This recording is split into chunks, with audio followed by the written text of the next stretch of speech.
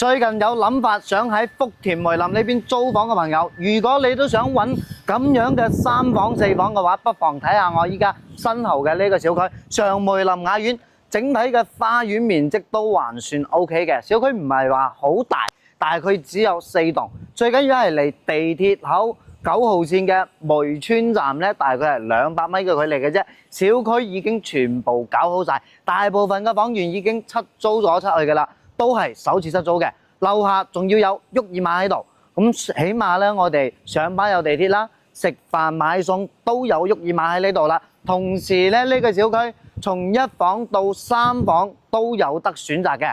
咁依家咧剩低嘅話就係幾套嘅3房，咁我哋上樓上睇下先。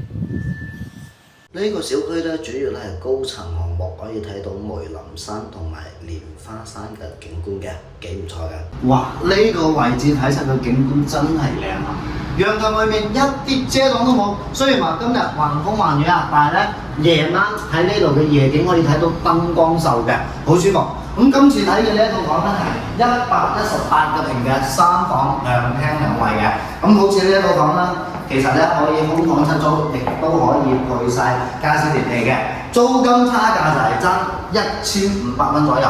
如果係空房出租咧，咁佢嘅租金就係13000蚊左右，可以感覺到整個裝修啊，呢啲燈飾都係比較簡潔嘅。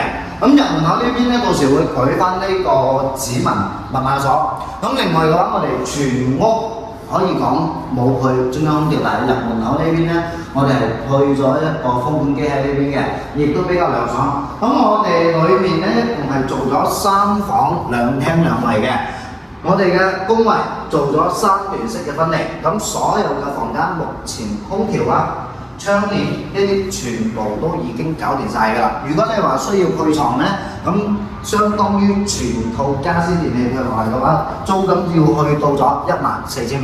咁入門口呢一排咧係屬於主臥室嘅衣櫃，咁當然啦，亦都唔需要話全部封起身嘅。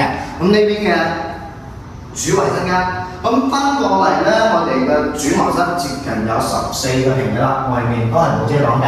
咁我哋喺樓下大概往左手邊行700米左右咧，我哋可以去到上梅林地鐵站同埋卓悅匯。其實咧平時食飯、行街、睇戲一樣有地方俾你哋去玩嘅。咁你好似呢一套3房嘅話，唔知你有冇諗法咧？